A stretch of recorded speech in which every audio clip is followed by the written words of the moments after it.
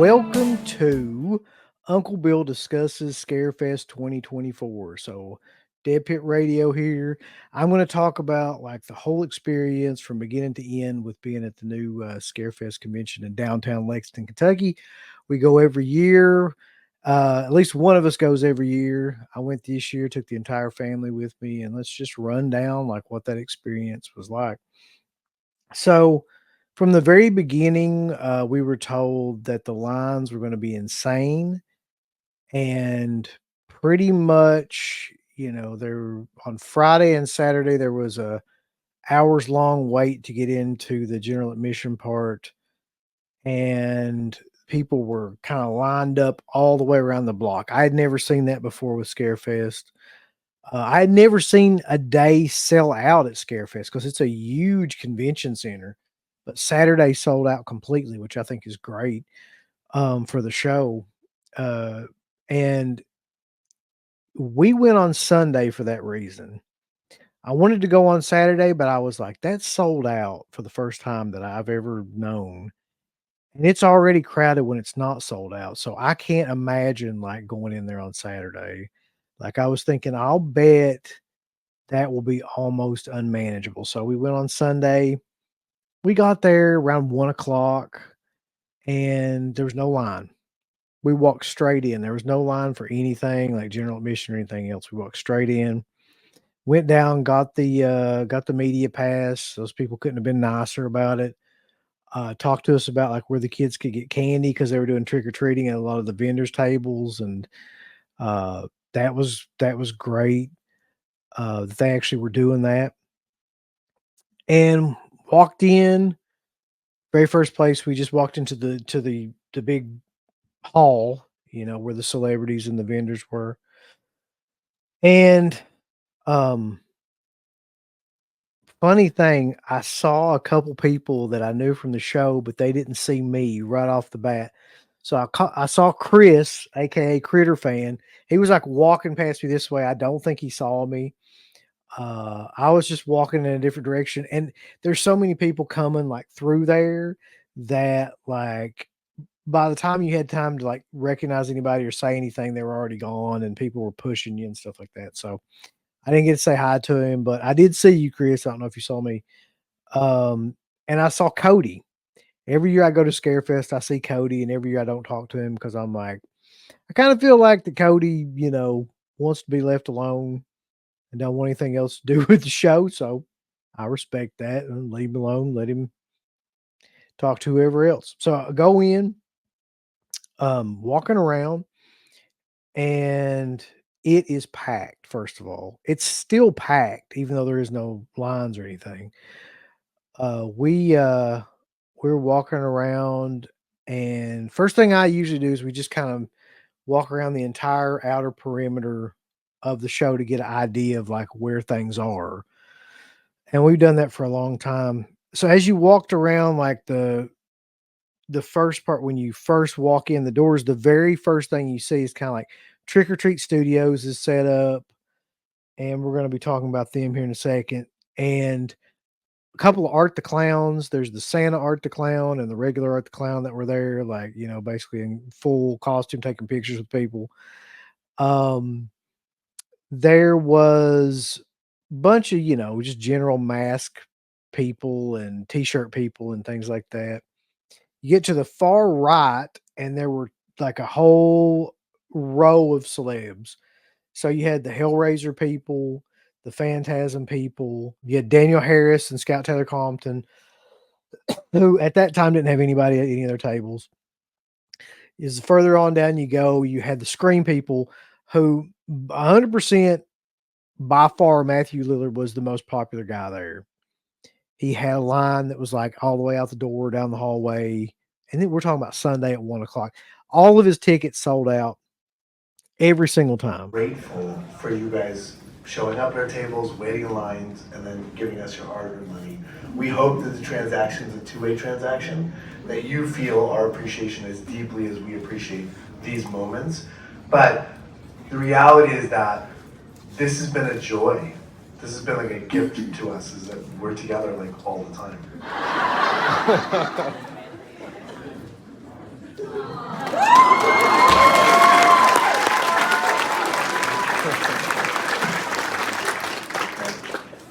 Oh, Oh, oh, it looks like, oh, looks like, oh, oh, oh my, oh boy. See, Coming down, the far side, we're walking around down there, and there's just mostly like other celebs. Oddly enough, like some people that you would think would be doing really well weren't. Like Shannon Elizabeth really didn't have anybody there. Um, Chris Sarandon had a pretty big line.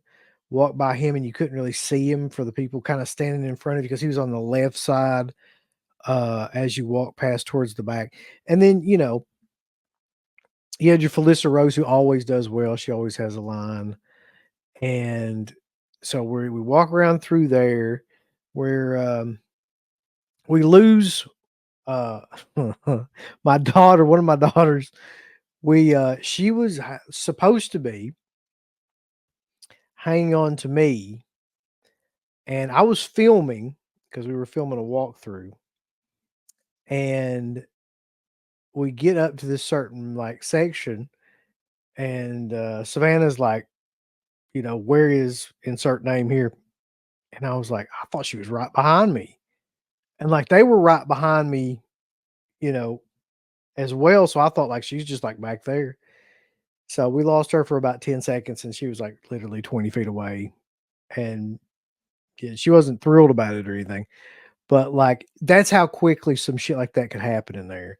Like she, talking to her after that, she said she thought that I was there. And so she kind of looked in a different direction. And by the time she looked back, there was like 10 people in front of her. That's how crowded that place was. And that's how easy that shit could happen. So next time I want to tie her to like a harness or something. I don't know. Make her wear one of those backpacks they make those poor kids fucking wear. So yeah, keep going down that row. And I was just looking at figures. There's a lot of um vendors that had figures and things like that. The biggest issue, there's a lot of people selling t-shirts. There was a lot of people selling figures and things like that. There wasn't very many physical media sellers. I don't know why that is. That's what I was mainly looking for. That's why I really enjoy going to those shows anymore. There was 3 that I can think of like right off the top of my head that were doing physical media. Um and so I was just kind of like bummed by that. I don't know.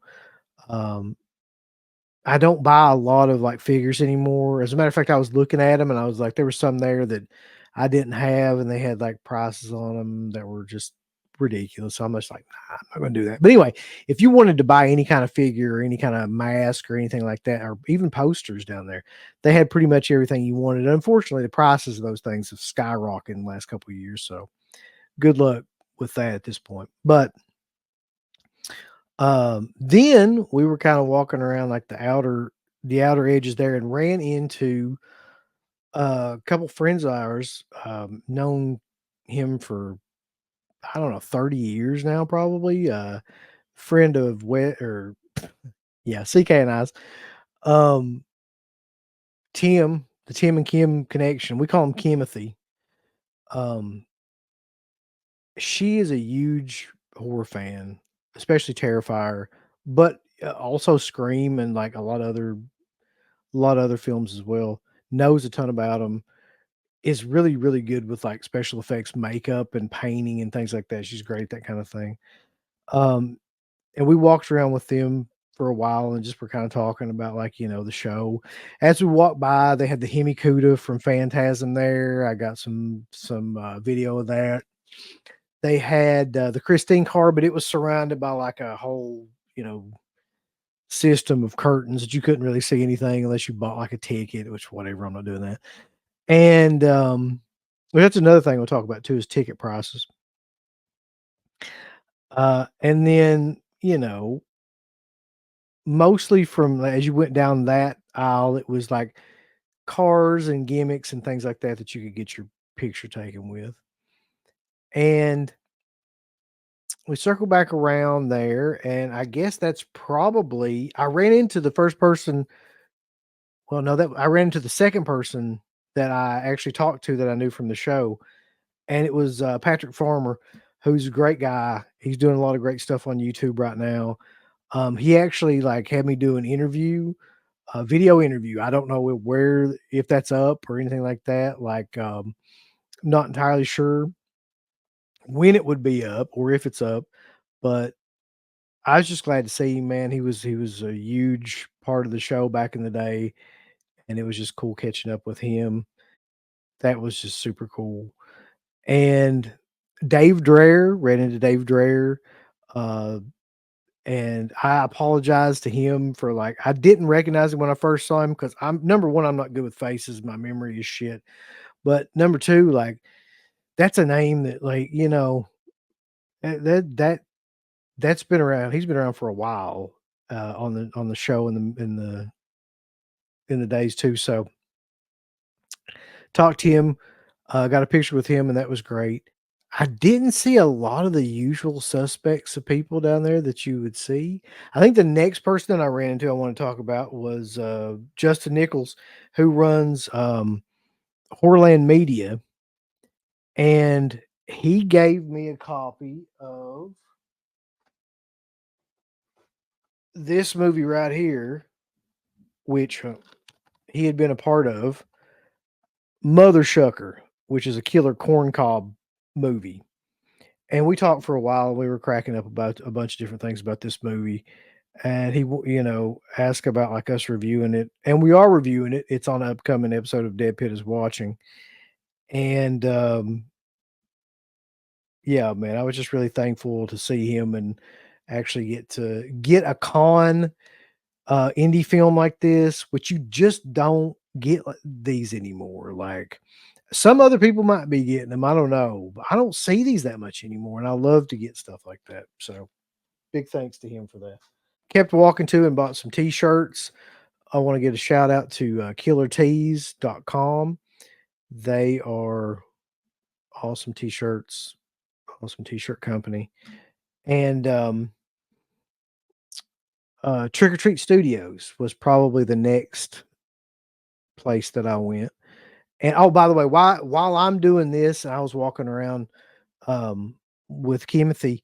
Uh, the kids went over and met Felissa Rose, and this is the type of person that Felissa Rose is. This is why I love her. I don't love getting autographs at conventions. I don't love meeting people at conventions anymore because I've done it enough to know that it's mostly a carnival game. It's a sideshow. It's a con. Like it just is. I'm sorry. But she's not. So my daughter, who's 10 years old, went up to her because she, had met her last year and she had a great time meeting her, and she's a great person just all around in general. And she wanted to get 8x10 sign. They signed it. Her mom gave the person the card, and the card reader thing didn't work. Like they didn't either have the card reader thing or it didn't work right or something like that. And Felissa Rose was just like, it don't matter. Like, it's fine. And just, gave her the picture and the autograph and, said she remembered her from last year when she had seen her. Um, she's just the nicest woman. I wish people would like take notes from her and just be like, you know what? Like, people are paying 60, $80 for this stuff at this point. Maybe like I should act like I want to be here. Because let me tell you, brother, I've seen a lot of people, even at this show too, that act like they absolutely did not want to be here. And there's a story about that coming up too. Um, but so all that was going on while I was walking around. So I stopped by Trick or Treat Studios, and I was like, I just was looking around, and I noticed that they had the Phantasm stuff. Now that stuff is not, it's either sold out or it's not currently for sale on their website. And there was one thing in particular that I really, really wanted. And I went ahead and bought it. Um, and I'd show this on another show. So, but this thing is friggin' killer. It's the dwarf mask, whatever you want to call it, mask from Phantasm. This is by far the better one. There was two of them with two different designs. This one to me looks great, especially for the price. Like people, I, you know, like this is a pretty good quality mask, man. Um, and it was $60 there. I don't think that that's that bad for that really. And I loved it. And so I bought that off them. Uh, and so shout out to Trick or Treat Studios for all your mask needs, especially. They've got all kinds of other stuff at this point too. Um, so from there, I went over to a guy who was the nicest guy ever. And he took one of our cards because I was carrying some of our cards around too in case I ran into anybody. And he took one of our cards and said he would check out the show. I hope he does for this reason because he gave me a card, man. But like, I've got a bunch of cards that we got from there, but I do not have his card, and I wish I did. So if this guy's watching this, like, please, like, put yourself in the comments, and I'll like pin it and make sure that it gets in here somehow. Um, he was selling some of the coolest, like, homemade stuff I've ever seen at a convention. He was selling little vials of, like, colored liquids that had face huggers in them, like the real ones like you see in the movie, and it looked identical to what you see of the props in the movie, and he was selling, like, little, like, Friday the 13th Part 7, Jasons that were at, like, the bottom of this vial, one of these vials, these tubes, whatever you wanna call them, with the chain around his neck, and, I guess that'd be part 8. Yeah, that'd be part 8 probably, and, like, with the chain around his neck, and there's gravel and stuff at the bottom of it. Just really cool stuff like that, but by far the coolest thing that I saw for me personally, I bought. I was just like, "Dude, I've gotta buy this." Like, this is I've never seen this anything like this, and it looks amazing. And, that was these hand painted Bilals that he had. So he had these little hand painted Bilals. I don't know what they're made out of. It's like rubber? I don't know. I'm not sure. But each one was painted, like, slightly differently, and this is the one that I like the most. Um, but I just thought that they were, like, the coolest things, and the fact that somebody took the time, like, to do these, was amazing. I'd say it's about 5 inches, something like that. Um, but if the guy who made this watches this, like, please, like, I would love to give you credit for this. I'd love for people to know about your shop and stuff like that too, if you've got a shop, because these are awesome, as are your other things too. Um, but that's one of the cooler things that I got down there. Those are the only 2 things that I got down there, come think of it. The rest of the stuff that I bought was for the kids, and they got, like, T-shirts, plushies, smaller things, like kid things, lip gloss, different stuff like that. Like, it's more like a giant yard sale to them. So from that point, from going over there and talking to that guy and talking to a bunch of the vendors and things like that, I went over to Dark Sky Selects, who were there. They had the big chainsaw set that was, like, marked down to $200. I didn't see the Black Maria set. It wasn't there at that time. Probably sold out. They were selling their Blu-rays for $10, which I thought was awesome. They were selling VHS tapes, like there's big special edition ones for 20, which I thought was awesome. So check out Dark Sky Selects. I didn't care about getting anything signed. I didn't go up to any celebrities whatsoever. I walked past them to get from point A to point B, but I did not like engage with any of them because I just don't do that anymore. Like, I've met everybody I want to meet. I've had some great times at shows. I don't have that money to just waste on that stuff anymore because the prices now, sadly, and I'll never stop saying this, are ridiculous. They're carny prices, and I'm sorry that people are paying what they're paying. $60 for people that are in movies for 30 seconds, $80 sometimes. Um, I'm not going to get into the people who were charging that. You can find a list of their prices on the Scarefest Facebook page if you want to know what specific people were charging. The lowest anybody was charging was $40. That was like the average and the minimum. and a lot of people were charging 60 and several people were charging 80. And I'm just like, I'm not doing this. Like people like Chris Sarandon was charging, I don't remember if he was charging 80, 90, something like that. Um, like I said, you can look all that stuff up. I don't care anymore. I really don't about that kind of thing. But there's one thing I did care about, and it was the only bad experience that I had there, which actually had nothing to do with Scarefest itself, really. So while we're up there, they're doing an announcement over the speaker where they say Clive Barker is finishing up. If you want to get your autograph with him, come down to his room now because he's finishing up.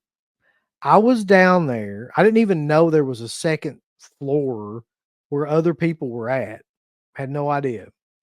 So we were up at the third floor, and that's where everything was. That's tons of celebrities were there, different things like that. Everything seemed to be set up there. Well, apparently on the second floor, they were like huge ballrooms where celebrities were at too. And Barker was in one of these ballrooms. So I walk over there, me and the kids. We're down there in 2 minutes. Keep this in mind. Walk down to where his room is, which is all the way at the end of the hallway. There's a woman in front of the door and a guy in front of the door. And I'm like, hey, how do we get tickets to this? Do you have to get like a voucher? Because, Matthew Lillard had a voucher. And sometimes they make you get tickets somewhere else. And he was like, no, you just go in and you give him money. And I'm like, cool, I can do that. Starting to walk in the door, there's a young lady like sitting there. And she's like, he's only taking like $100 cash right now. I'm like, I don't have cash, as does, neither does 90% of the world. People just don't walk around carrying hundreds of dollars in cash anymore, even at conventions, because most of those people take cards now. So I'm like, okay, I've never met Clive Barker. I've always, respected the guy. I'm not a huge Clive Barker fan. Don't get me wrong. Like he is not like to me on the level of like Romero or Craven or Carpenter, or like somebody like that. I'll just tell you, to me, he's not. But I respect him, like several of his films. So I was like, to her and to the guy that was sitting there, I was like, okay. And she's like, there's an ATM like upstairs, like right when you get off the escalator. So I'm like, all right, cool. So I get ready. I walk down the hallway and get ready to go up the escalator. And Savannah's standing like behind me. And the guy, I can kind of hear him. He goes, tell him that Clive Barker's not signing anymore. He's done. I'd probably walked away for 30 seconds by that point. And like got, maybe halfway down the hallway to get to the ATM that they just told me to go to. Let me tell you that two things about that. If I'd have been in my 20s back when we did the DEADPIT show, the original show, I'd have raised the god awfulest hell about that, because you just don't do that kind of thing. You don't do that kind of thing to people. But that leads into my number two, which is if I'd have given that much of a shit about Clive Barker, I'd have been really, really upset. And I would have like really, really made a big deal about that. But number one, I'm not in my 20s anymore. And I don't get upset by a whole hell of a lot of anything like that anymore, period. And number two, I don't give that much of shit about Clive Barker. And so I was just like, she told me that, and I was like, oh, okay. And just walked off. And that was it. And I kind of feel like it shows like this where people just arbitrarily make up their own rules about what they want to charge and how long they want to be there and how many times they need to go take a piss. And there's celeb photo op people yelling at other people. And by the way, the staff down there was talking like openly out in the public about how the celeb people taking the photo ops were like screaming at them as well as screaming at people at the photo ops. So I'll never fucking go. I mean, I'm not going to get photo ops or anything like that, especially not at a show like that anyway. So I'm never going to have to worry about that. But yeah, I mean, I treat those shows for what they are, which is a big illusion that a lot of people give a fuck, and they don't, and a carnival kind of setting. So, you're promised you get A, B, or C, and you get D a lot of times. Like you're gonna have this wonderful kind of experience and this interaction. And I guess in your mind, you might think you do a lot of times. And sometimes you do for real, like with people like Felicity Rose, but 90% of the time, you're gonna have about a 30-second interaction and they're gonna take you money. You're gonna get a picture you ain't gonna do nothing with, and you're not gonna be able to show anybody. And or you'll show like maybe one person that you know that'll give a shit, and that's it. That's the reality of these shows. At this point, I could talk about the crowd, but all conventions are crowded. It doesn't matter anymore. Like, bitching about crowds at these conventions is like bitching that water is wet. It's duh. They're all crowded. Unless you go to a hotel con, like one of the really smaller cons, like Cinema Wasteland or something like that, you're going to be dealing with a shit ton of people now. It seems to me like the more people charge and the more that they act like that this is a big deal, the more people come to these things. So, and that's the way it is. Like they're just doing as good now, if not better than they always have, and they will continue to do that. It will not slow down. Um, that's the reality of the situation. You got to deal with crowds. You got to deal with high prices. You got to deal with like not being able to get food. You probably should eat before you get there if you got any sense. And like it's different stuff like that. Um, anyway, after that debacle, go back upstairs, walking around some more, just checking out like different vendors and things like that. Had a pretty good time. I'm not gonna lie, man. Like I know me and I know like what I want to get out of conventions these days, and I got it out of this convention. I got to meet a lot of the people that like our show and like what we do, and we're a part of the original show that are really good people. I got to meet some new people that are really good people that didn't know about the show, and hopefully maybe they'll watch it and bought some cool stuff.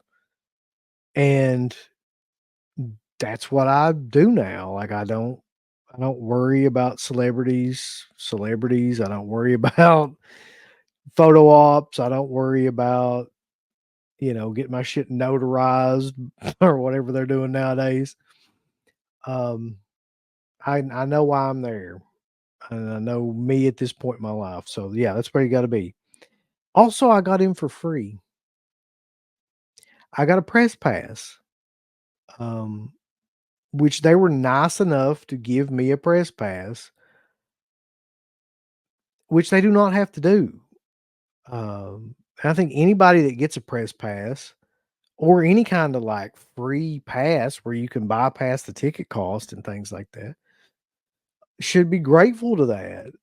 Um, and especially like if you don't deserve it, Yeah, boy. you should really be grateful of it because that's a privilege. That's not like something. And I didn't attempt to go up to anybody and interview them or anything like that because number one, there's no way that would happen with how many people were like in line and around and things like that. Like, I'm not going to go up to somebody that's in the middle of like making money, which is what they want to be doing there, and just be like, hey, let's talk about like A, B, or C. That's just not going to happen. And there's not really any place there where they set up interviews or anything. At some shows we've been to in the past, like if people knew us, they would set up interviews with us off somewhere else, like when the person had time and things like that. But that didn't happen here. There was just too many people and too much chaos, which it is what it is. It's fine. Um, I love going to these shows and I love talking about them. And I think Scarefest continues to grow and grow and grow, which is a good thing for our area, especially because like it needs stuff. It needs something like that desperately. That's the only convention in Kentucky really now. As far as I know, it's by far, like, the biggest one and driven out like all the rest of them that I can think of. There's the Lexington Comic-Con, which is as big, maybe bigger. It's actually probably about the same size now. But other than that, there's not a horror convention or anything left in Kentucky. So big thanks to the people at Scarefest for putting that on, for giving us press passes, for allowing us to come in there. I had a good time, bought some cool stuff, met some great people. As usual, um, there's some people that I would have loved to have met there. I know Pizza Well was there, but he came on Friday or Saturday. I can't remember which day. And so we kind of missed each other again. I don't know if Christian came or not. Um, yeah, and just a lot of people that came on different days than Sunday that I wish I would have got a chance to see. That being said, I had a pretty good time, and we'll definitely continue to go to that show. I'll go every year, have been going every year for pretty much the entire run of it. But yeah, that was my basic experience with it. The kids had a great time. They got to buy all the stuff that they wanted. I had a great time. I got to buy some cool stuff. Um, and that's, you got to kind of know, you got to have it in your head. What do I want out of this? What do I want to do? Because at this point in the game with conventions, you can guarantee now you're going to be waiting in line in some places for a long time. You can guarantee you're going to spend hundreds, if not thousands of dollars if you want to get autographs and photo ops and all that shit. You can guarantee that some people are going to be dicks and some people are not. And that's the reality of the way that conventions are now. So keep that in mind. Go out, figure out what you want to do for yourself to have a good time and have a good time. I'm Uncle Bill. Check us out over at DEADPIT Radio, Into the Dead Pit on Instagram. More videos coming very soon. See y'all. I'd like to tell people to thumbs up the video, Uncle Bill. Would you? Yes. Thumbs it up with violence and fury and just love everything about it. You hit the heart button, then you hit the ass button, then you hit the go fuck yourself button. Follow that up with the I don't give a shit button. There's all kinds of wonderful shirts over at shop.deadpit.com. Simply the best horror shirts. On TeePublic, there are others, but they all suck. You can get some Dead Pit Radio shirts. You can get Last South on the Left. The Hills Have Eyes. Texas Chainsaw. Oh, wait, you can't say Texas Chainsaw. All kinds of shirts, folks. You're gonna love them. Shop.deadpit.com. Special thanks goes out to our supporters on Patreon. Do you know what kind of stuff you can get on Patreon, Uncle Bill, starting at only $1 a month? What's that? Access to every Dead Pit show since 2005. We got almost 200 fan commentaries that we've done over the decades. We have a literal jukebox full of songs and thousands of reviews. I don't even know how many shows are up on there now that we've done over the years. Hundreds of thousands. You need to figure this out now and subscribe to us on Patreon and YouTube and Instagram and help us to 1 million. The road to 1 million subscribers starts today. So deadpitonpatreon.com. Join today. Tiers start at only $1, but I'd recommend at least the $10 tier. You can do 50. The stock market's crashing around us, folks, but send us money.